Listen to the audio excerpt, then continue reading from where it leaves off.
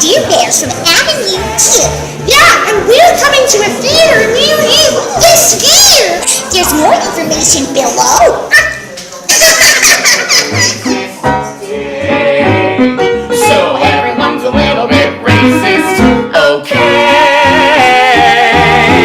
Ethnic jokes might be uncouth, but you laugh because they're based on truth.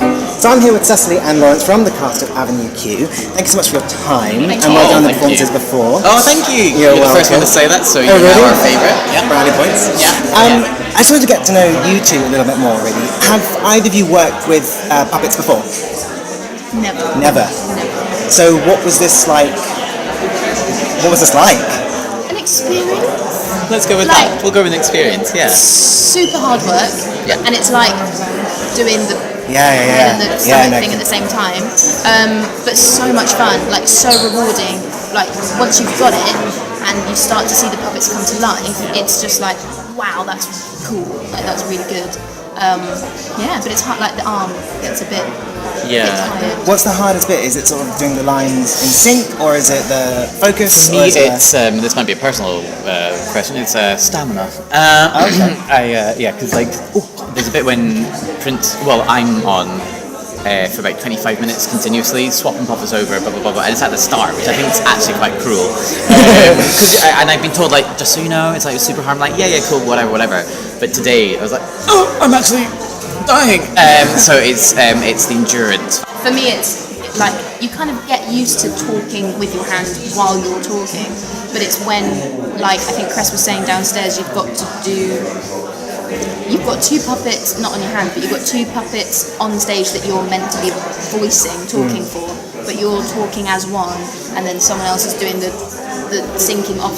It's like your brain goes. The weirdest thing is that in everyday life now, though, I'm kind of like, oh hi. I was just about to ask. Do you find that it's going sort of? It's embarrassing. It's not great. But the commuters that I see on the tube now, They love it. They just are used to that. Oh, it's doing that puppet thing. Cute. Yeah. Can you introduce these two characters? For sure. Yeah. This is Kate Monster. Cecily plays Kate Monster. Just literally about to hold this in front. I know. I was just yeah. For sure. Like I've almost started having conversations with them now. Mad. So sorry, carry on. This is Kate Monster. So this is Kate Monster, who Cecily plays. Cecily also plays Lucy the. Oh yeah, it's got a picture. Yes. Okay, great. We can say that. And this is Princeton, who is played by Lawrence. Sure. And why are we introducing? I don't know. Who else do I play? You also play Rod. That's so right. So right there. Yeah, and he's fun. And what's nice is like they're all quite. So we've got two puppets each, but they're different from each other, which is nice. They're kind of polar opposites. You are obviously much more restricted with a puppet. Yeah. So Interesting, because you feel like you're restricted, because you're like, oh, I can't do all the things I would usually do. Yeah. But then it's actually about finding how you're putting those things into the puppet. Yeah. It's just a new skill, I think, and a new way of thinking. Yeah, it's good for me. It's getting rid of all my tics, because I'm like, I know, okay, in this situation, this is what I would usually do. It's like, well, you can't do that right now, so like lean on some other skill. So it's a lot of channeling what our external stuff into the puppets, and it's a work in progress. okay, well I will have to leave it there. But thank you so much for your time. Thank you so much. Cheers. Thank you. On the subway this morning, this guy was smiling at me and talking to me. That's very interesting. Yeah, he was being real friendly. And I think he was coming on to me. I think he might have thought I was gay.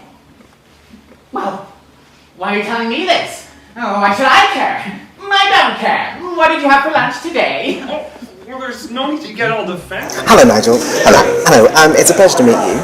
And you. Really, I just wanted to pick your brains about your career as a whole. You've had an extensive career. How did you come into working with puppets? Well, I did it through TV, really, in the very early days. I worked on a program called Pipkins, which they asked me if I could do character voices for as an actor, and they said, "Can you do a character voice?" And then they said, "Can you work the puppet as well?" And no actor ever says no to anything, so I said yes, I would do it. So I ended up doing this show with a puppet character, and that ran for 10 years, so I got a lot of experience there. And curiously enough, I was shooting at Elstree, and in the next door stage, Jim Henson moved in to do the Muppet Show. So I used to go and watch them, and I got to know them a little bit then. So that's kind of where there was a crossover. Okay. And how long did you work with the Muppets for? Well, I started with them in '85 on Labyrinth, the film The Labyrinth. I love Labyrinth. Yeah. Fantastic. It's a good film, it's a great film. And then Muppet Christmas Carol just after that, which is also another great film. We watch that every Christmas, like a family tradition that we watch that every year. I think most people do. Yeah, it's brilliant. Yeah, it's a great thing to do anyway. And then I carried on working with them doing TV projects, one called Muppet Top Shop, and various other things.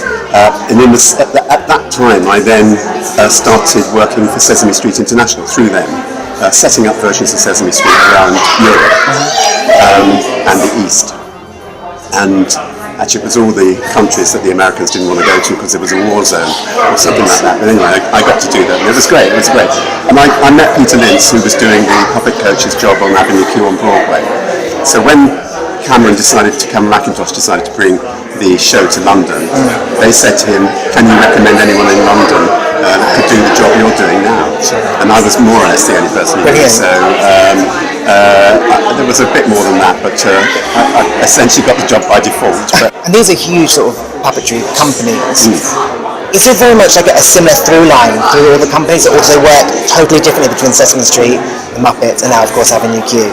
They all have a different MO really, although they cross over of course, because Sesame Street was the Henson Company and the Henson Company was Sesame Street in a way, so they were very similar.